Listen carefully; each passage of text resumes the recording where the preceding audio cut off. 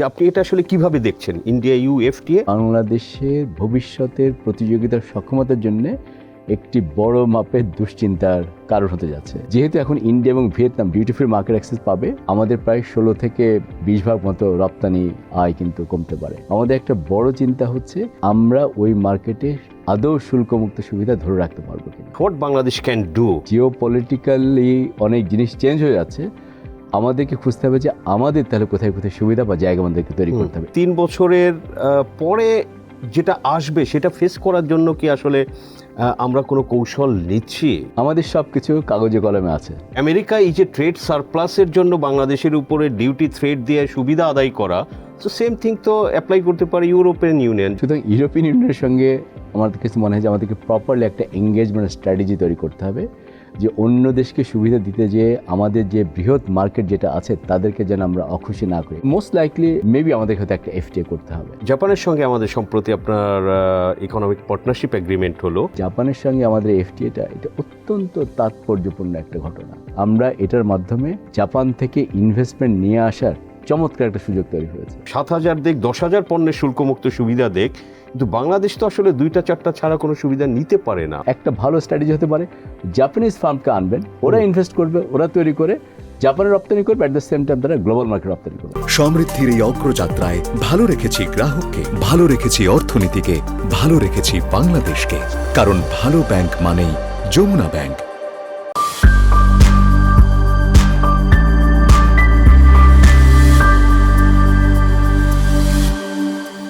প্রিয় দর্শক, Jamuna bank presents TVS corporate টক্সে আপনাদের সবাইকে স্বাগত জানাচ্ছি। আমি সাজ্জাদুর রহমান।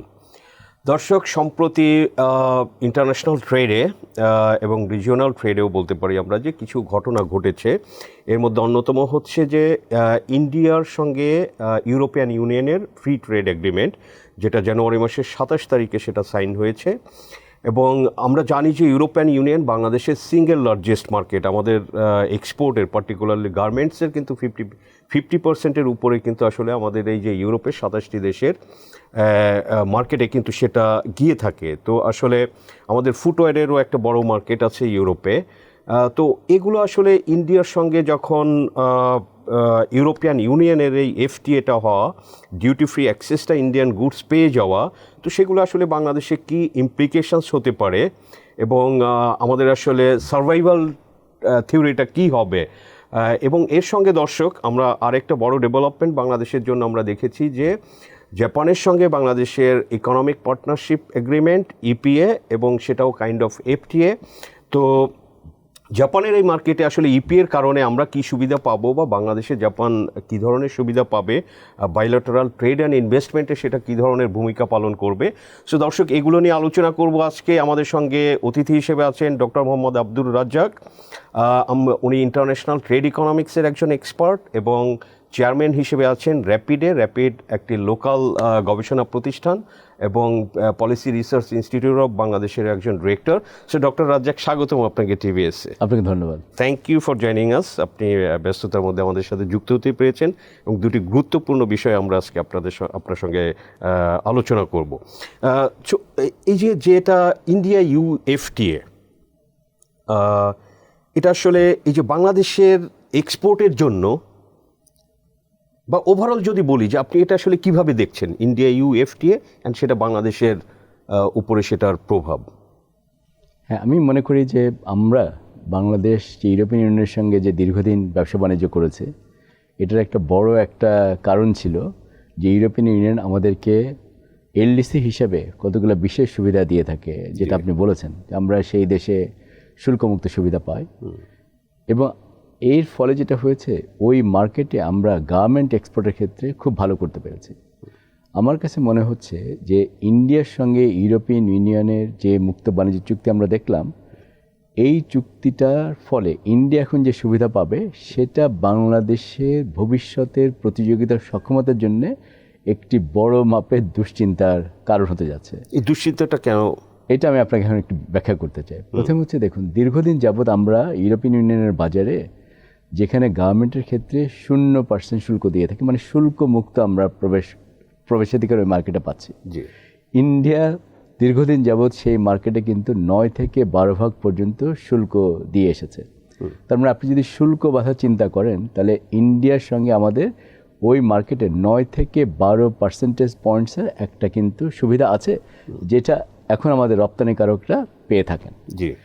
এর ফলাফলটা দেখেন কী হয়েছে। এর ফলাফলটা যেটা হয়েছে, আপনি যদি বেশি দিন না 2010 সালের দিকে যদি তাকান, তাহলে ইউরোপিয়ান ইউনিয়ন সারা বিশ্ব থেকে যত তৈরি পোশাক আমদানি করে 2010 সালে তারা বাংলাদেশ থেকে আমদানি করতো 6 ভাগের মতো। তখন ইন্ডিয়া থেকেও তারা আমদানি করতো এই 5-6 ভাগের মতো। আমরা সমান সমান ছিলাম 2010 সালে। 2010 সালে আগে থেকে আমরা শুল্কমুক্ত সুবিধা পাচ্ছি, ঠিক কথা, কিন্তু 2011 সালে ইউরোপিয়ান ইউনিয়ন বাংলাদেশকে আরেকটি বিশেষ সুবিধা দেয়। সেই সুবিধাটা হচ্ছে আমরা তখন শুধুমাত্র গার্মেন্ট সেলাই করে যদি রপ্তানি করি তাহলে আমরা শুল্কমুক্ত সুবিধা পাবো। আগে নিয়ম ছিল যে অ্যাটলিস্ট এখানে আমরা যেটাকে বলি ডাবল ট্রান্সফরমেশন হতে হবে, মানে আপনার অন্ততপক্ষে ফেব্রিক্সটা লোকালি তৈরি করতে হবে। কারণ ফেব্রিক্সটা লোকালি তৈরি করাটা অনেক চ্যালেঞ্জিং কাজ, এবং বিশেষ করে আমরা যেটাকে বলি ওভেন গার্মেন্টস দুই রকমের হয়, আপনার দর্শকরা জানেন। ওভেন আর নিট হচ্ছে যেগুলো গেঞ্জি টাইপের। তো এই গেঞ্জি টাইপের ফেব্রিক্স তৈরি করাতে আমরা অত্যন্ত পারদর্শী। আমরা বাইরে থেকে সুতা আমদানি করতে পারি অথবা তুলা আমদানি করে সুতা তৈরি করে আমরা খুব সহজে গেঞ্জির ফেব্রিক্সটা তৈরি করতে পারি। সমস্যা হচ্ছে গার্মেন্টসের জন্য মোটামুটি ভালো কোয়ালিটি ফেব্রিক্সটা আগে সেটা আমরা ওভেন গার্মেন্টসের জন্য এইটা আমরা মূলত বাইরে থেকে নিয়ে আসি। 2011 সালে ইউরোপিয়ান ইউনিয়ন সম্পূর্ণ একতরফাভাবে বলল যেসব দেশগুলো এলএসির মধ্যে আছে, আমরা যেমন, এইসব দেশ যদি গার্মেন্ট রপ্তানি করতে চায় তাহলে তারা ফেব্রিক্স ইম্পোর্ট করে আনতে পারবে। যে কোনো ফেব্রিক্স ইম্পোর্ট করে এনে এখানে খালি সেলাই করে কাট করলে তারা ইউরোপিয়ান ইউনিয়নে রপ্তানি করলে শূন্য সুবিধা শুল্কে তারা ঢুকতে পারবে। এটা একটা অত্যন্ত বড় একটা সুবিধা ছিল বাংলাদেশের। ফলে যেটা হলো, আমি যে আপনার নাম্বার বলি, তাহলে ওই যে বললাম 2010 সালে আমাদের ইন্ডিয়ার ওই বাজার সমান ছিল 5-6 ভাগের মতো। তারপরে আমরা ওই বাজারে ইউরোপিয়ানের বাজারে এই 6 ভাগ থেকে আমাদের মার্কেট শেয়ারটা বাড়িয়ে 22% করতে পেরেছি। ইন্ডিয়ার মার্কেট শেয়ারটা বরং 1 ভাগ কমে 5 ভাগে হয়েছে। আচ্ছা, আর এর উল্টা দিকে কি হলো, ওই বাজারে সবচেয়ে প্রভাবশালী সবচেয়ে বড় যে সাপ্লায়ার ছিল চায়না। আমরা দেখলাম চায়নার মার্কেট শেয়ার তখন 45 ভাগ থেকে কমে 24 ভাগ হলো। তার মানে চায়নার যে শেয়ারটা কমলো 45 ভাগ থেকে যে 24 ভাগ হলো, আর বাংলাদেশে হলো 6 ভাগ থেকে 22 ভাগের মতো। তার মানে চায়নার শেয়ারের অলমোস্ট পুরোটাই চায়না যেটা হারালো সেটা বাংলাদেশকে দখল করতে পেরেছে। তাহলে ইউরোপিয়ান ইউনিয়ন হচ্ছে আমাদের সেরকম একটা অত্যন্ত গুরুত্বপূর্ণ মার্কেট। তো এখন তো এই যে বাংলাদেশ ইন্ডিয়া এরা যদি সমান হয়ে যায়, তো সেখানে কি বাংলাদেশের কিছু অ্যাডভান্টেজ আপনার কোথায় কোথায় লস হচ্ছে? যেটা বলা হচ্ছে যে সমান ডিউটি, কিন্তু ইন্ডিয়ার সাপ্লাই চেনটা স্ট্রং, তাদের নিজেদের কটন আছে, তাদের ডাইং, ওয়াশিং, কেমিক্যাল, মেশিনস নিজেদের অনেক কিছু আছে। সো এখানে ইন্ডিয়া একটু না ভালো অ্যাডভান্টেজ পাবে বাংলাদেশ থেকে, তাদের কম্পিটিটিভনেসের জন্য সেটা একটা ভালো পজিটিভ রোল প্লে করবে। আপনি কি সেটা মনে করেন? আমাদের বিপদটা কিন্তু আরও ভয়াবহ, এটা বুঝতে হবে। প্রথমে হচ্ছে যে আমরা এখন এলডিসি হিসাবে আমাদের একই সুবিধা কিন্তু থাকছে, এই ব্যাপারে কোনো সন্দেহ নেই। এখন আমাদের যদি এই বছরের নভেম্বরে যদি আমাদের গ্র্যাজুয়েশন হয়, এলডিসি গ্র্যাজুয়েশন হওয়ার পরে আরও 3 বছর ইউরোপিয়ান ইউনিয়ন বলেছে তারা একই সুবিধা বাংলাদেশের জন্য কন্টিনিউ রাখবে। তার মানে 2029 সালের নভেম্বর পর্যন্ত আমাদের একই সুবিধা আছে। এখন প্রশ্ন হচ্ছে 2029 সালের নভেম্বরে কি হবে? ইউরোপিয়ান ইউনিয়নের আইন অনুযায়ী বাংলাদেশ এলডিসি গ্র্যাজুয়েশন হওয়ার পরে আর একটা সুবিধার জন্য অ্যাপ্লাই করতে পারে, দরখাস্ত দিতে পারে, সেটাকে তারা বলে জিএসপি প্লাস। এই জিএসপি প্লাসের মধ্যে গার্মেন্টসের ক্ষেত্রে আমরা একই সুবিধা, মানে শুল্ক মুক্ত সুবিধা, প্রবেশাধিকার পাওয়ার কথা।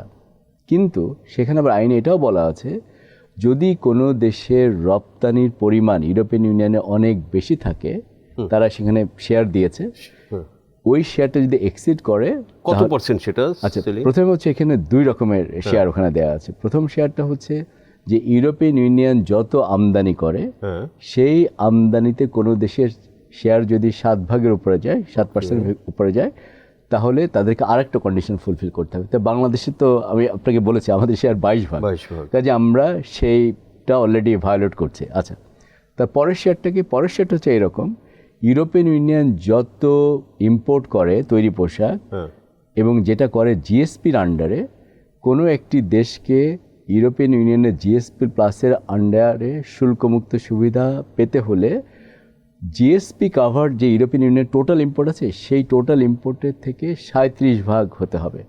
বাংলাদেশের শেয়ারটা হচ্ছে ইউরোপিয়ান ইউনিয়ন যত জিএসপি কাভার্ড ইম্পোর্ট করে মানে শুল্কমুক্ত সুবিধা দিয়ে, বাংলাদেশের শেয়ার এখন 50% সেটা। আচ্ছা, মানে ইউরোপিয়ান ইউনিয়ন যত জিএসপি সুবিধা দেয় এবং এটার আন্ডারে যে তৈরি পোশাক আনে এটার অর্ধেকটা আমরা সাপ্লাই করছি।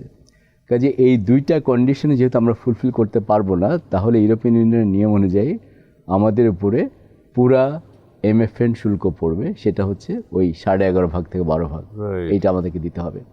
সো আমাদের চিন্তাটা খালি এটা না যে খালি ইন্ডিয়ার ওদের যে স্ট্রং ব্যাকওয়ার্ড লিঙ্ক আছে সেটা না, আমাদের একটা বড় চিন্তা হচ্ছে যে আমরা ওই মার্কেটে আদৌ শুল্কমুক্ত সুবিধা ধরে রাখতে পারবো কিনা। এখন আমরা যদি চিন্তা করি যে অপশনগুলো কি হতে পারে, দেখেন কি হতে পারে। যুক্তরাজ্য যদি আমরা চিন্তা করি, ইউকে যারাও তো ইউরোপিয়ান ইউনিয়নের পার্ট ছিল, তারা ব্রেক্সিটের পরে চলে এসে তারা তাদের আইনটাকে এখন সংশোধন করেছে। তারা বলেছে যে বাংলাদেশ মূলত একই সুবিধা ধরে রাখতে পারবে, শূন্য যে শুল্কতে রপ্তানি করতে পারে আমরা সেটা থাকবে, এবং এটার সঙ্গে তারা প্রথমে বলেছিল যে ডাবল ট্রান্সফরমেশন করতে হবে। আচ্ছা, হ্যাঁ, ডাবল ট্রান্সফরমেশন মানে একটু আগে আপনাকে বলেছি যে লোকালি তৈরি করতে হবে আর কি। তো ইউকে এটা প্রথমে দিয়ে রেখেছিল ডাবল ট্রান্সফরমেশন। ইউরোপিয়ান ইউনিয়নের জিএসপির মধ্যে এটা বলা আছে এলডিসি থেকে বের হয়ে জিএসপি প্লাসে যদি আমরা যাই তাহলে একটা দেশ গার্মেন্টসের ক্ষেত্রে শুল্কমুক্ত সুবিধা পেতে পারে, কিন্তু সেই ক্ষেত্রে তাদেরকে ডাবল ট্রান্সফরমেশন করতে হবে, ফেব্রিক্সটা নিজে দেশে তৈরি করতে হবে। কিন্তু ইউকে এখন সেখানে আমাদেরকে ছাড় দিয়েছে। এখন ভবিষ্যতে আমরা ইউরোপিয়ান ইউনিয়নের সাথে কী করতে পারি? প্রথম হচ্ছে এমন হতে পারে ইউরোপিয়ান ইউনিয়নের সঙ্গে আমরা যে নেগোসিয়েশন করি সেটা বলতে পারি যে আমাদেরকে এলডিসির সুবিধা অব্যাহত রাখার জন্য আমাদেরকে জিএসপি প্লাস দাও। তখন ইউরোপিয়ান ইউনিয়ন বলবে যে জিএসপি প্লাস সুবিধা পেলেও আমাদের দেশে আইন কাঠামো আছে সেটার মধ্যে পড়লে তোমরা আসলে কোনো সুবিধা পাবে না।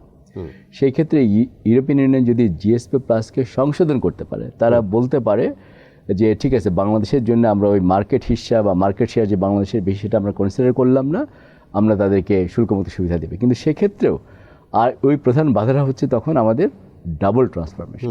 আমি যদি আপনাকে গাণিতিকভাবে যদি কিছু বলার চেষ্টা একটু পার্সেন্টে কি বলা যাবে এই যে ডাবল ট্রান্সফরমেশনের ধরেন লোকাল ফ্যাব্রিক্স বা এখানে সার্টেন কি কোনো যে এত পার্সেন্ট ভ্যালু এডিশন লোকালি হতে হবে?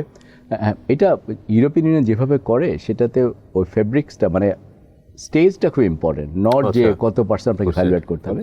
বাট আমরা মনে করি যে ওভেন গার্মেন্টসে ওভেনের ক্ষেত্রে আমাদের লোকাল ভ্যালুয়েশন কিন্তু খুব কম, হয়তো 20 থেকে 25% আমাদের লোকালে আমরা তৈরি করতে পারি, বাকিটা করতে পারি না।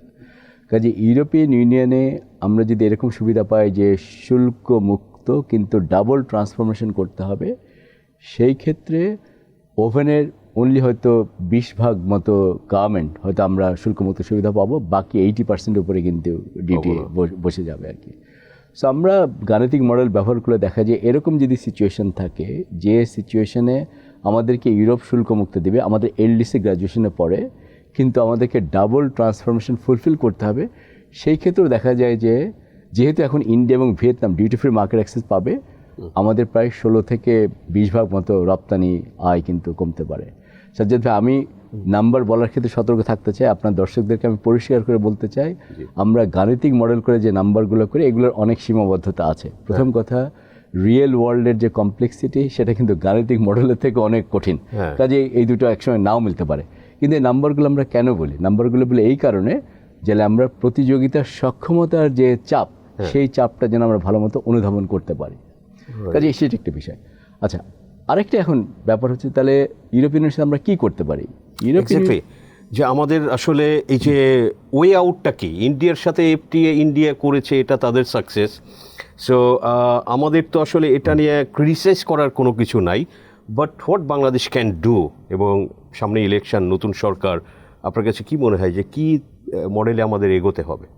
হ্যাঁ, খুব চমৎকার বলেছেন যে ট্রেড নেগোসিয়েশন করে কোনো দেশ মুক্ত বাণিজ্য চুক্তি করলে আমাদের থার্ড কান্ট্রি হিসেবে তেমন কিছু বলার নাই। রাইট, সত্যি কথা বলতে আমি মনে করি যে বাংলাদেশ আমরা ভাগ্যবান ছিলাম যে এর আগেই ইন্ডিয়া ইউরোপিয়ান ইউনিয়নের মুক্ত বাণিজ্য চুক্তিটা হয় নাই।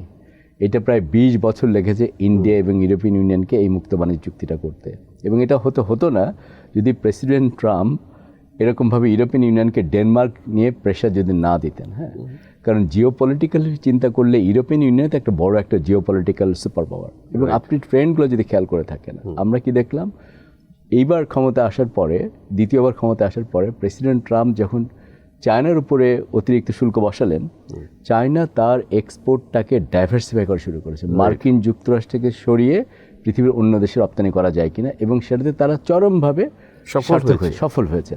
এবং আপনি দেখেন এই ডামাডোলের মধ্যেও চায়নার যে বাণিজ্যের উদ্বৃত্ত এই বছর আমরা দেখি সেটা $1 ট্রিলিয়ন ছাড়িয়েছে, মানে 1000 বিলিয়ন ডলার ছাড়িয়ে গেছে। চায়না এতখানি সফল হয়েছে। এটা এখন পৃথিবীর বিভিন্ন দেশের জন্য মডেল হয়েছে। ইউরোপও তো, তারাও তো অনেক ব্যবসা করে সারা ওয়ার্ল্ডের সঙ্গে। তারাও চাচ্ছে যদি তারা মার্কেটটাকে ডাইভার্সিফাই করতে পারে তাহলে তাদেরও তো রিস্ক ফ্যাক্টরটা অনেক কমে যাবে। এটাই তো জিওপলিটিক্যাল প্রেশার, শুধু আমেরিকার উপরে নির্ভরশীল না থেকে। এবং সেদিক থেকে চিন্তা করলে ইন্ডিয়া অত্যন্ত তাদের জন্য আকর্ষণীয় একটা মার্কেট। আপনি দেখেন 150 কোটি লোক, হ্যাঁ। আর ওটা স্যার ইউরোপিয়ান ইউনিয়ন চমৎকার তার পৃথিবীর মধ্যে ফাইনেস্ট ওয়াইন তৈরি করে, ইন্ডিয়া তাদের একটা ভালো একটা মার্কেট হতে পারে। ইন্ডিয়া নিজেদের, ওরাও তো ওয়াইন তৈরি করে, কাজে ইন্ডিয়া সেদিকে অনেক বেশি প্রোডাকশন এসেছিল।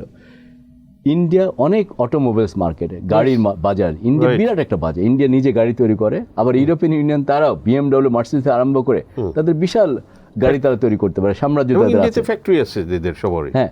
তো সুতরাং ইন্ডিয়ার সঙ্গে তাদের এই কারণে নেগোসিয়েশন অত্যন্ত কঠিন ছিল। কিন্তু যেহেতু জিওপলিটিক্যাল প্রেশারে এখন তারা দেখছে মার্কিন যুক্তরাষ্ট্রের উপরে তাদের যে নির্ভরতা সেটা কমানোর উপায় হচ্ছে পৃথিবীর অন্য দেশে বাজার সম্প্রসারণ করা। তখন তারা অনেক কিছু কম্প্রোমাইজ করে এই দুটো দেশ, ভারত এবং ইউরোপিয়ান ইউনিয়ন, তারা কিন্তু চুক্তিটা করে ফেলেছে। তা আমাদেরকে বুঝতে হবে যে যখন আমরা দেখি যে জিওপলিটিক্যালি অনেক জিনিস চেঞ্জ হয়ে যাচ্ছে, আমাদেরকে খুঁজতে হবে যে আমাদের তাহলে কোথায় কোথায় সুবিধা বা জায়গা আমাদেরকে তৈরি করতে হবে। এটা হচ্ছে প্রথম ধর্তব্যের মধ্যে আনা। আমাদের 3 বছরের একটা টাইম আছে, কুশন 29 পর্যন্ত আমরা এই শুল্কমুক্ত সুবিধা পাবো। তো আসলে 3 বছরের পরে যেটা আসবে সেটা ফেস করার জন্য কি আসলে আমরা কোনো কৌশল নিচ্ছি কোনো সরকারের? আপনার কি মনে হয়েছে? এমনি তো কথা এলডিসি ট্রানজিশন, বিভিন্ন রকমের কমিটি, এরকমের আমরা কিছু দেখেছি, বাট বাস্তবিকভাবে কি আসলে কিছু হচ্ছে? আমাদের সব কিছু কাগজে কলমে আছে। পলিসি ডকুমেন্ট পড়লে মনে হয় যে আমরা এগুলো সবগুলো অনেকভাবে চিন্তা করেছি এবং এগুলো হয়তো আমরা বাস্তবায়ন করতে পারবো, কিন্তু যখন এটা বাস্তবায়নের পর্যায়ে আসে তখন দেখা যায় আসলে সঠিক উদ্যোগ গ্রহণ করা হয় না। আমি অত্যন্ত দুঃখের সাথে বলতে পারি আপনাকে যে ইউরোপিয়ান ইউনিয়নের সঙ্গে জিনিসটাকে যে প্রায়োরিটি দিয়ে আমাদেরকে যে সর্ট আউট করতে হবে, এই ব্যাপারে এখন পর্যন্ত কোনো ভালো সুষ্ঠু পরিকল্পনা সরকার নিতে পারে নাই। হ্যাঁ, মানে তারা যেটাকে বলে যে প্রপারলি এঙ্গেজ হওয়া। আপনার সবচেয়ে বাণিজ্যের যে বৃহৎ যে বাজার, সেই বাজারকে তো আপনাকে কনফিডেন্স আনতে হবে। তাদের 50% আমার রপ্তানির বাজার অলমোস্ট, এবং আপনাকে প্রতিনিয়ত তাদের সঙ্গে একটা দেন দরবার করতে হবে। সেটা আমরা এখন এস্টাবলিশ করতে পারি নাই। কাজেই আমি ইউরোপিয়ান ইউনিয়নের অ্যাম্বাসেডরের সঙ্গে ওই দিন কথা হচ্ছিল আমাদের কয়েকজন ইকোনমিস্ট, এবং তারা বলছেন যে আমরা ক্লিয়ার না যে কি টাইপের প্রপোজাল বাংলাদেশ ইউরোপিয়ান ইউনিয়নে চাই। এটা কি আমরা কি একটা মুক্ত বাণিজ্য চুক্তি করতে চাই আমাদের এলডিসি গ্রাজুয়েশনের পরে, নাকি আমরা একপাক্ষিক সুবিধা আরও বেশি দিন চাই? এটার এঙ্গেজমেন্টগুলো কী হবে, নেগোসিয়েশনটা কী হবে, এগুলো কোনো আলোচনায় শুরু হয় নাই। তার মানে বোঝা যায় যে সেই এঙ্গেজমেন্টটা আমরা করতে ব্যর্থ হয়েছে। প্লাস আমাদের মধ্যে দেখেন ধারণা আছে ইউরোপিয়ান ইউনিয়ন আমাদেরকে শুল্কমুক্ত সুবিধা দিচ্ছে, এটা হয়তো টেকেন ফর গ্রান্টেড, মানে আমাদের আর কোনো কিছু করতে হবে না। কিন্তু আমি আপনাকে আরেকটা জিনিস বলি, দেখুন যেটা অত্যন্ত সেন্সিটিভ একটা ব্যাপার হয়ে দাঁড়িয়েছে, সেটা হচ্ছে যেহেতু মার্কিন যুক্তরাষ্ট্রের সঙ্গে অনেক আলোচনায় আমরা এখন অনেক বেশি আমাদের ইন্টারেস্ট শো করছি, তাই না? এবং আপনি দেখবেন যে অনেক সময় আসছে যে আমরা অতিরিক্ত বোয়িং প্লেন সেখান থেকে কিনতে যাচ্ছি বা আরও সুযোগ সুবিধা তাদেরকে দিতে চাই, গ্যাস কিনছি। কিন্তু প্রশ্ন হচ্ছে যখন আপনি এই কথাগুলো বলছেন, মনে রাখতে হবে যে ইউরোপিয়ান ইউনিয়ন তারাও কিন্তু ওয়ার্ল্ডের মধ্যে তারা ক্লেম করতে পারে সবচেয়ে ভালো উড়োজাহাজ তারা তৈরি করে, বা অ্যাটলিস্ট বোয়িংয়ের সঙ্গে কম্পিট করতে পারে, এরকম উড়োজাহাজ তৈরি করতে পারে। এখন তারা যে সুবিধা আমাদেরকে দিচ্ছে একপাক্ষিকভাবে, সেটাকে আপনি যদি টেকেন ফর গ্র্যান্টেড বলে আপনি যদি আরেকটা দেশকে বেশি সুবিধা দিতে চান এবং তাদেরকে বঞ্চিত করে, তারা কিন্তু জিওপলিটিক্যাল পাওয়ার হিসেবে এটা কিন্তু মেনে নেবে না। এবং এটাও কিন্তু ইজ বিকামিং কোয়াইট ক্লিয়ার যে এই টাইপের যখন আমরা বাণিজ্য ডিল করব, যেখানে আমাদের প্রধান ট্রেড পার্টনাররা তারা মনে করতে পারবে তাদের স্বার্থ সংরক্ষিত হচ্ছে না, তারা কিন্তু অনেকভাবে আপনার চাপ তৈরি করার চেষ্টা করবে। আমেরিকাতে আপনার এখানে একটু জাস্ট ডেটা যে আমাদের গার্মেন্ট এক্সপোর্টের ধরেন যে 19-20% হচ্ছে আমেরিকার বাজার, ইউরোপ 50%। তো আমেরিকা এই যে ট্রেড সারপ্লাসের জন্য বাংলাদেশের উপরে ডিউটি থ্রেড দিয়ে সুবিধা আদায় করা, তো সেম থিং তো অ্যাপ্লাই করতে পারে ইউরোপিয়ান ইউনিয়ন, যে তাদেরও তো হিউজ মানে ট্রেড গ্যাপ উইথ বাংলাদেশ। আমরা তো আসলে ওইখানে সেলই করি, এক্সপোর্টই করি, ইম্পোর্ট তো অতটা করি না। তো এটাই তো আপনি মিন করছেন। বিহাইন্ড দ্য স্টেজ এক্স্যাক্টলি এই জিনিসটাই ঘটছে, এবং সেখানেও একটা কিন্তু আমি বলবো যে একটা ডিসস্যাটিসফ্যাকশন তৈরি হয়েছে যে আমরা ট্রেড পার্টনারসদেরকে কীভাবে হ্যান্ডেল করছি অ্যাটলিস্ট অফিসিয়ালি। সুতরাং ইউরোপিয়ান ইউনিয়নের সঙ্গে আমাদের কাছে মনে হয় যে আমাদেরকে প্রপারলি একটা এঙ্গেজমেন্ট স্ট্র্যাটেজি তৈরি করতে হবে, যে অন্য দেশকে সুবিধা দিতে যে আমাদের যে বৃহৎ মার্কেট যেটা আছে তাদেরকে যেন আমরা অখুশি না করি, এটা আমাদেরকে একদম পরিষ্কার মনে রাখতে হবে।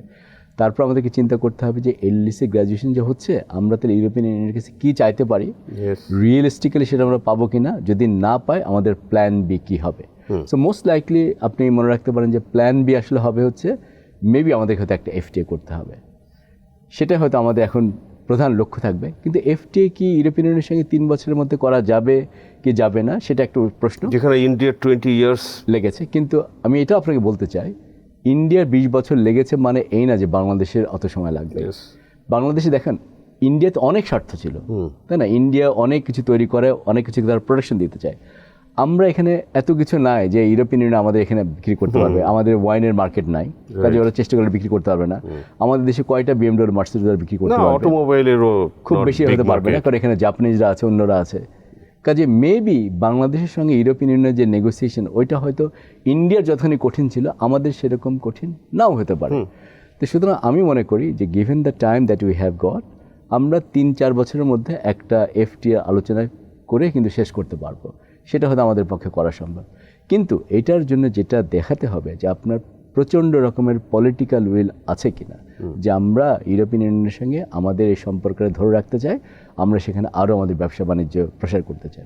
আমি সেটা একটা জিনিস আপনাকে বলতে চাই, শেষ কথা হচ্ছে আমার এই, যদি আমরা এখন ইউরোপিয়ান ইউনিয়নের বাজারেও যদি শুল্কমুক্ত প্রবেশের থেকে ধরে রাখতে পারি, মনে করেন আমরা একটা এফটিও করলাম, তাহলেও কিন্তু আমাদের মনে রাখতে হবে সামনের দিনগুলোতে প্রতিযোগিতা হবে অত্যন্ত কঠিন, কারণ আমরা যে সুবিধা পাবো সেই সুবিধা এখন ইন্ডিয়ারও আছে।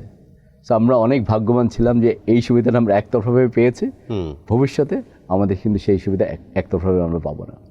আর সেখানে আরেকটা সমস্যা আছে, ইউরোপিয়ান ইউনিয়নের সবগুলো মুক্ত বাণিজ্য চুক্তিতে ওই ডাবল ট্রান্সফরমেশনটাকে একটা শর্ত হিসেবে দেওয়া হয়। সো ইন্ডিয়ার সঙ্গে ইউরোপিয়ান ইউনিয়নের যে বাণিজ্য চুক্তি হচ্ছে বা হয়েছে, সেটার মধ্যে কিন্তু ডাবল ট্রান্সফরমেশন হচ্ছে একটা কন্ডিশন। মানে এটা তো ইন্ডিয়ার আছে এই সুবিধাটা, ইন্ডিয়ার তাহলে কোনো অসুবিধা নেই, কারণ তাদের যেহেতু ভালো টেক্সটাইল হ্যাঁ তারা আছে, তাদের ব্যাকওয়ার্ড লিঙ্কেজ অনেক স্ট্রং। প্রশ্ন হচ্ছে আমাদের কি সেই সক্ষমতা আছে কিনা। কাজে ওভারঅল যেটা হবে যে আমরা একটা মুক্ত বাণিজ্য চুক্তি করার পরেও আমরা কিন্তু ইন্ডিয়ার তুলনায় আমরা তুলনামূলকভাবে ওই বাজারে কম প্রতিযোগিতা পূর্ণ একটা দেশ থাকার সম্ভাবনা বেশি। রাইট ডক্টর রাজ্জাক, আমরা আরেকটা বিষয়ে একটু আলোচনা করতে চাই, আমাদের সময় অবশ্য কম আছে। আপনার এই যে জাপানের সঙ্গে আমাদের সম্প্রতি আপনার ইকোনমিক পার্টনারশিপ এগ্রিমেন্ট হলো, এটা আসলে আপনি কি এটা দিয়ে কী মিন করে, বাংলাদেশের জন্য কি হবে, আপনার কাছে কি মনে হয় একজন অর্থনীতিবিদ হিসাবে? দেখুন, আমি যদি একদম সাদামাটাভাবে বলি তাহলে আমি বলবো যে জাপানের সঙ্গে আমাদের এফটিএটা এটা অত্যন্ত তাৎপর্যপূর্ণ একটা ঘটনা, এবং এইটার যে গুরুত্ব আমরা মনে হয় যে অধিকাংশ মানুষ আমরা এটা উপলব্ধি করতে পারছি না। সো জাপান হচ্ছে পৃথিবীর ধনী দেশগুলোর মধ্যে একটা, G7 কান্ট্রিজের একজন। এরকম একটা দেশের সঙ্গে এফটিএ করাটা মানে হচ্ছে আপনি চিন্তা করেন বিশ্বব্যাপী কীরকম একটা সংকেত যাচ্ছে, এবং সেই সংকেতটা বলছে যে বাংলাদেশ আগে এলডিসি হিসাবে একতরফা যে সুযোগ সুবিধা চাইতো সেখান থেকে বের হয়ে এসে তারা নেগোসিয়েশন করতে পারে, এবং তারাও খানিকটা সুবিধা দিয়ে বিশ্ব বাজারে যে সুবিধা নেওয়ার যে প্রচলিত নিয়ম সেই নিয়মের মধ্যে থেকে এখন বাণিজ্য করতে চায়। এটা একটা চমৎকার সিগন্যাল, একটা সক্ষমতা। ইউরোপিয়ান ইউনিয়নের একটা তাদের জন্য একটা বাংলাদেশ ইজ নাও রেডি যে তারা এফটিএ করতে পারে, এটা একটা পজিটিভ একটা সিগন্যাল দিবে। দ্বিতীয় ব্যাপারটা দেখুন, দ্বিতীয় ব্যাপারটা আরও গুরুত্বপূর্ণ। আপনি যদি দেখেন যে জাপানিজ ইনভেস্টররা তারা সবসময় তাদের গভর্নমেন্টের যে ডিলগুলো আছে সেগুলোকে অত্যন্ত গুরুত্বের সঙ্গে দেখে। জাপানিজ ইনভেস্টমেন্ট ওইসব জায়গায় যায় যেখানে তাদের গভর্নমেন্টের মাধ্যমে একটা এফটিএ বা বাণিজ্য চুক্তি বা কোনো ইনভেস্টমেন্ট এগ্রিমেন্ট থাকে, কাজে ওই ইনভেস্টর এখন কেয়ারফুলি দেখছে যে বাংলাদেশের সঙ্গে একটা জাপানের চুক্তি হয়েছে। জাপানিজ ইনভেস্টররা তারা তাদের ইনভেস্টমেন্টগুলোকে চায়না থেকে সরিয়ে অন্যত্র নিয়ে যাচ্ছে। আপনি জানেন চায়না জাপানের মধ্যে যে টেনশন আছে, রাইট, তারা এগুলোকে অন্যত্র নিয়ে যাচ্ছে। তারা এখন পর্যন্ত বাংলাদেশে খুব বেশি ইনভেস্টমেন্ট আনে নাই, কিন্তু পটেনশিয়ালি মনে করা হয় বাংলাদেশ হচ্ছে এরকম ইনভেস্টমেন্ট আনার ক্ষেত্রে একটা অন্যতম প্রধান দেশ হতে পারে। চায়না প্লাস ওয়ান যাদের ভাবা হয় বাংলাদেশ অন্যতম। চায়না প্লাস ওয়ান আরেকটা ফ্যাক্টর আছে, দেখেন যেসব দেশগুলো জিওপলিটিক্যাল পাওয়ার হাউসের সেন্টার, সেই সব দেশে কি বিদেশিরা ইনভেস্টমেন্ট করে কি শান্তি পাবে আপনি মনে করেন? আপনি এখন চায়নায় যদি ইনভেস্টমেন্ট করে মনে করেন আমেরিকা ইউরোপে বিক্রি করতে পারবেন, তার কি হবে? অন্যদিকে চিন্তা করেন ইন্ডিয়াও কিন্তু তারাও কিন্তু একটা জিওপলিটিক্যাল রিজিওনাল কিন্তু পাওয়ার হাউস, এবং কোনো কোনো ক্ষেত্রে তারাও গ্লোবাল জিওপলিটিক্যাল সেন্টারে কিন্তু। তাহলে চাইনিজ ফার্ম বা জাপানিজ ফার্ম বা ইউরোপিয়ান ইউনিয়ন ফার্মকে মনে করতে পারবে যে আমরা সবসময় ইন্ডিয়া ইনভেস্ট করে সেখান থেকে অন্য দেশে বিক্রি করতে পারবো? তারাও দুইবার চিন্তা করবে। এই দিক থেকে বাংলাদেশ এমন একটা দেশ, সেখানে কয়েকটা কন্ডিশনস আমরা ফুলফিল করি। এক, আমাদের ম্যানুফ্যাকচারিং এক্সপিরিয়েন্স আছে, কাজে এখানে কেউ ব্যবসা বাণিজ্য করতে পারে। এই দেশের কালচারে আছে যে এখানে শ্রমিকরা খুব সহজে এসে একটা পরিবেশে কাজ করতে পারেন এবং সেখানে শ্রমিক অসন্তোষ থাকতে পারে, কিন্তু এটা আমাদের কালচার হিসেবে এসেছে। আমাদের এখানে ইয়াং পপুলেশন আছে এবং আমাদের পপুলেশন বেশ লার্জ, যাদেরকে আমরা সহজে ট্রেন করতে পারবো। এই দুটো ফ্যাক্টর আছে। আর থার্ড ফ্যাক্টর হচ্ছে আমরা গার্মেন্টস অলরেডি আমাদের সেকেন্ড লার্জেস্ট একটা ইন্ডাস্ট্রি হিসাবে কিন্তু পৃথিবীতে এমার্জ করেছে। এগুলা ইনভেস্টররা সিগন্যাল হিসেবে নেবে। প্লাস আমরা জিওপলিটিক্যাল পাওয়ার না, আমরা মোটামুটি একটা মধ্যম আয়ের দেশ, এবং এই দেশটা এরকমভাবে থাকার সম্ভাবনা অনেক বেশি এবং যেখানে গ্রোথ প্রসপেক্ট খুব ভালো। তাহলে দেখেন আপনি যদি কোথাও ইনভেস্ট করতে চান, আপনি তো এরকম একটা দেশে ইনভেস্ট করবেন যেখানে জিওপলিটিক্যাল টেনশনটা তুলনামূলকভাবে অনেক কম থাকবে। তো সুতরাং আমি মনে করি যে আমরা জাপানের সঙ্গে যে এফটিএটা করলাম, এটাতে আমরা কী পাচ্ছি না পাচ্ছি, আমাদের কোথাও লাভ হবে লোকসান হবে, তার থেকে বড় কথা আমরা এটার মাধ্যমে জাপান থেকে ইনভেস্টমেন্ট নিয়ে আসার চমৎকার একটা সুযোগ তৈরি হয়েছে। রাইট, সেটাই আমি বলছিলাম যে আমাদের এখানে তো এই যে আপনি যেটা শুরুতে বলছিলেন যে ওভেনে আমরা লস করতে পারি যদি ইউরোপে আমরা জিএসপি প্লাসটা না পাই, তো সেখানে তো এসব করার জন্য তো এফডিআই দরকার অনেক ক্ষেত্রে। তো সেটা আসলে যদি এই সব ডিলের মাধ্যমে আসার জন্য হয়তো এটা মানে ফ্যাসিলিটেট হবে এরকমের মনে করা হয়। আমরা একটু বোঝার জন্য দর্শকরা নিশ্চয়ই জাপানের সঙ্গে যে ধরেন যে এটা এফটিএ, তো বাংলাদেশ যেমন শুল্কমুক্ত সুবিধা পাবে, জাপানও তো বাংলাদেশে পাবে। তো ধরেন যে জাপানিজ গাড়ির মার্কেট আমরা যদি প্রাইভেট কারের সেগমেন্টে দেখি, একচেটিয়া জাপানিজ টয়োটা পার্টিকুলারলি, তো এগুলোতে আপনি মানে এই পুরনো গাড়ি রিকন্ডিশন, সেখানেও ধরেন যে 150, 200, 300% ট্যাক্স আছে, তো গাড়ির দাম অনেক বেশি হয়ে যায়। তো এগুলো কি এই বাইলেটারাল ডিলের কারণে এটার কি প্রাইস কমার সম্ভাবনা আছে? আমি জিনিসটাকে একটু অন্যভাবে বলি। প্রথম হচ্ছে যে আমরা যখন মুক্ত বাণিজ্য চুক্তি করি, সেখানে অনেক সময় এইরকম ধারণা করা হয় মুক্ত বাণিজ্য চুক্তি মানে আমি তাকে দিব আবার তার কাছ থেকে নিব, কিন্তু এটা মনে রাখতে হবে অনেক মুক্ত বাণিজ্য চুক্তির মধ্যে এই দেয়া নেয়াটার পরিমাণটা কিন্তু সমান না, যেটাকে আমরা বলি এটা লেস দ্যান ইকুয়াল হতে পারে। সো জাপানের ক্ষেত্রে আমরা যে নেগোসিয়েশন অ্যাটলিস্ট আমি কাগজ কলমে দেখেছি, এখনও পুরো টেক্সট দেখার সুযোগ হয় নাই, সেটা অনুযায়ী এটা কনসিডারেশনের মধ্যে আনা হয়েছে যে আমরা একটা ডেভেলপিং কান্ট্রিজ, আমরা একটা উন্নয়নশীল দেশ, জাপান একটা উন্নত বিশ্ব। কাজে অনেক ক্ষেত্রে জাপান আমাদেরকে বেশি ছাড় দিয়েছে। কাজে যখন নেগোসিয়েশন হয়েছে, বাংলাদেশ মনে করেছে যে আমরা যদি মোটর গাড়িটা জাপানিজদেরকে একদম লিবারালাইজ করে দিই, তাহলে সেখানে হতে পারে যে অনেক বেশি গাড়ি ইম্পোর্ট শুরু হতে পারে, সরকারের রেভিনিউ আসে একটা বড় একটা অংশ ওই ইম্পোর্ট ট্যারিফস থেকে। তো এই জায়গাটায় বাংলাদেশ এখনও ছাড় দেয় নাই। হ্যাঁ, কাজে এই জিনিসগুলোকে আমরা কিন্তু প্রোটেকশনের মধ্যে দিতে পারি এবং সেটা করা হয়েছে, কিন্তু ভবিষ্যতে হয়তো আস্তে আস্তে করে এই সেক্টরগুলোকে খুলে দেওয়া হবে, গ্র্যাজুয়ালি কমবে, আমরা যেটা গ্র্যাজুয়ালি হয়তো কমবে। কাজে এটা ঠিক আছে, কিন্তু ইনিশিয়ালি এখন আমরা ওদেরকে 1050টার মতো পণ্যে শুল্কমুক্ত সুবিধা দিচ্ছি, ওরা আমাদের 7400 পণ্যের শুল্কমুক্ত সুবিধা দিবে। আস্তে আস্তে দুই দেশই তাদের সংখ্যা বাড়াবে। এটা আমাদের তো পণ্য নাই তো 7900, 800, এটা তো চাইনিজ মার্কেটে আছে, বর্তমানে জাপানে আছে, ইউরোপ আমেরিকাতে আছে। এই যে আমরা কেন আসলে, এটা শেষের দিকে একদম আলোচনা, যে আসলে এই 7000 দেখ 10,000 পণ্যের শুল্কমুক্ত সুবিধা দেখ, কিন্তু বাংলাদেশ তো আসলে 2-4টা ছাড়া কোনো সুবিধা নিতে পারে না। আমরা আসলে কেন পারছি না? কি করা দরকার? হচ্ছে না কেন? আপনার প্রশ্নের উত্তর হচ্ছে যে আসলে আমাদের পণ্য আছে, আমাদের পণ্যগুলা রপ্তানির জন্য প্রস্তুত না। আচ্ছা। আপনি যে লোকাল মার্কেটে দেখেন আমরা কি না কি তৈরি করি, তাই না? ফার্মাসিউটিক্যাল থেকে ফুড সব তৈরি করি, হ্যাঁ, সিমেন্ট থেকে সিরামিক আমরা তৈরি করছি না দেশে, রাইট। কিন্তু এগুলো তো আমরা তো রপ্তানি করতে পারছি না। এই রপ্তানিগুলো কেন হয় না? কারণ এগুলোর যেরকম উৎপাদন দক্ষতা দরকার, যেরকম কোয়ালিটি দরকার, সেগুলো কিন্তু আমরা ডোমেস্টিক্যালি তৈরি করতে পারছি না। তাহলে এটাকে আমরা কিভাবে ভাঙতে পারি? এটা ভাঙার একমাত্র উপায় হচ্ছে যদি আমি বেশি বেশি ফরেন ডাইরেক্ট ইনভেস্টর আনতে পারি। কাজে জাপানিজ মার্কেটে আপনি যদি রপ্তানি করতে চান, একটা ভালো স্ট্র্যাটেজি হতে পারে জাপানিজ ফার্মকে আনবেন, ওরা ইনভেস্ট করবে, ওরা তৈরি করে জাপানে রপ্তানি করবে, অ্যাট দ্য সেম টাইম তারা গ্লোবাল মার্কেট রপ্তানি করবে। ওদের কোয়ালিটিটাও এনশিওর হবে। আপনি দেখেন সার্ভিসেসের ক্ষেত্রে জাপানের সঙ্গে আমাদের কিন্তু অনেকগুলো সার্ভিসেস সেক্টর কিন্তু আমরা ওপেন করেছি। তার মানে জাপানিজ ইনভেস্টর যদি এখানে আসে, তারা যদি ইনভেস্ট করে আমাদের লোকাল ম্যান পাওয়ারে, তারা হয়তো জাপানিজ ল্যাঙ্গুয়েজ শিখতে পারে, তারা হয়তো কেয়ার ইকোনমিতে ট্রেনিং নিতে পারে, তারা ভালো নার্স হতে পারে, তাহলে সেই ম্যান পাওয়ারকে আমরা যেমন জাপানিজ মার্কেট পাঠাতে পারি, আমাদের আবার সুযোগ আছে ওয়ার্ল্ডের অন্য মার্কেট কিন্তু আমরা পাঠাতে পারবো। এটাই হচ্ছে এফডিআইয়ের সবচেয়ে বড় সুবিধা। আপনি যে প্রোডাক্টসগুলোকে দেখছেন সেই প্রোডাক্টস লোকাল মার্কেট থেকে সরাসরি আমাদের কিন্তু বিদেশের বাজারে রপ্তানি করা আসে না কেন? আপনি আমাদের চিপ লেবার অনেক বললেন, যে অনেক ইয়াং পপুলেশন, আমাদের লোকাল মার্কেটটা ইভেন বিগ, তো তারপর আসলে এই এক্সপেকটেশন অনুযায়ী কিন্তু আমরা বিদেশি বিনিয়োগটা পাই না। কেন পাই না, কি মনে হয় আপনার কাছে? এফডিআই আমাদের দেশে আসে নাই মূলত দুইটা কারণে।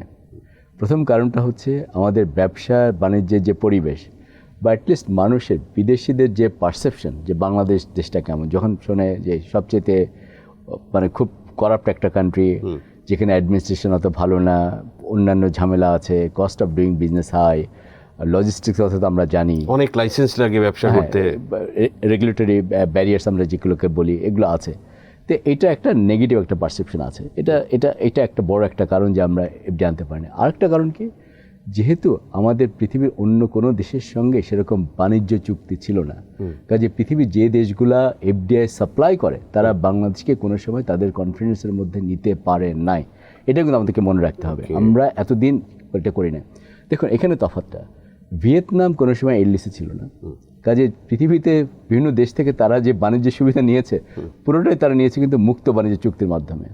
তারা অনেকগুলো মুক্ত বাণিজ্য চুক্তি 17-18টা, এবং এর ফলে যেটা হয়েছে সব এফডিআই কিন্তু তাদের দিকে ধাওয়া শুরু করেছে। আমরা সব বাণিজ্য চুক্তি নিয়ে বাণিজ্য সুবিধা নিয়েছি, কিন্তু সেটা একতরফাভাবে যে বলে আমরা এলডিসি আমাদের ক্ষমতা কম, আমরা সেটা দেখে আমরা নিয়েছি। ফলে আমরা কোনো মুক্ত বাণিজ্য চুক্তি এ পর্যন্ত করি নাই, এবং সেটা ইনভেস্টরদেরকে সিগন্যাল দেয় না যে বাংলাদেশ রেডি, যে এখানে ইনভেস্ট করা যাবে এবং তার সঙ্গে ভালোভাবে ব্যবসা বাণিজ্য করা যাবে। বা ক্যাপাসিটিটা আমরা জানান দিতে পারিনি। হয়তো জাপানের সাথে এফটিএটা আমাদের এটা গ্লোবালি একটা সিগন্যাল দিবে যে Bangladesh is a developing country, এবং আসলে জাপানের মতো ইকোনমির সাথে এটা যখন এইরকম একটা ডিল হতে পারে, অন্য দেশের সাথেও হতে পারে, এবং বিদেশি বিনিয়োগকারীরাও বাংলাদেশে আকৃষ্ট হতে পারে। সবচেয়ে তাৎপর্যপূর্ণ এই কারণেই জাপানের সঙ্গে আমাদের এফটিএটা। থ্যাংক ইউ, অসংখ্য ধন্যবাদ ডক্টর আব্দুর রাজ্জাক টিভিএসে সময় দেওয়ার জন্য। আপনাকে অনেক ধন্যবাদ। দর্শক, আমরা আলোচনা করলাম যে ইন্ডিয়া ইউএফটিএ এবং সেটা বাংলাদেশে কি প্রভাব পড়তে পারে সামনে, এবং বাংলাদেশের আসলে কি করতে হবে। ডক্টর রাজ্জাক খুব ভালোভাবে সেটা বিশ্লেষণ করেছেন, এবং জাপানের সঙ্গে বাংলাদেশের যে একটা ডিল হলো ইপিএ, এটাও kind of FTA, free trade agreement. তো সেটা আসলে বাংলাদেশের জন্য আমরা যেটা বুঝতে পারলাম যে শুধুমাত্র আসলে এই যে ডিউটি ফ্রি মার্কেট অ্যাক্সেসই না একে অপরের জন্য, এটা আসলে জাপান থেকে, জাপান একটা ডেভেলপ কান্ট্রি, ওয়ার্ল্ডে অন্যতম বৃহৎ ইকোনমি, সুপার পাওয়ার। তো তাদের সঙ্গে বাংলাদেশের এই যে এফটিএটা, সেটা একটা সিগন্যাল দেয় যে বাংলাদেশের আসলে ক্যাপাসিটি ইনক্রিজ করছে, এবং গ্লোবালি তারা এই ধরনের ডিল এবং ট্রেড করার জন্য তারা সক্ষম, এবং আসলে বিদেশি বিনিয়োগের ক্ষেত্রে বাংলাদেশের যেটা অনেক একটা দুর্বলতা, আমরা যে আলোচনার মধ্যেও সেটা উঠেছে। তো দর্শক, সেখানে কিন্তু আমাদের আসলে একটা খুব পজিটিভ প্রভাব পড়তে পারে বাংলাদেশের অর্থনীতিতে সামনে, আমরা সেরকমটাই জানতে পারলাম। সো দর্শক, আপনাদের সঙ্গে আমরা বিস্তারিতভাবে আলোচনা করলাম এবং শেয়ার করলাম। আমাদের আলোচনা ভালো লাগলে লাইক করবেন, শেয়ার করবেন। সবাইকে ধন্যবাদ।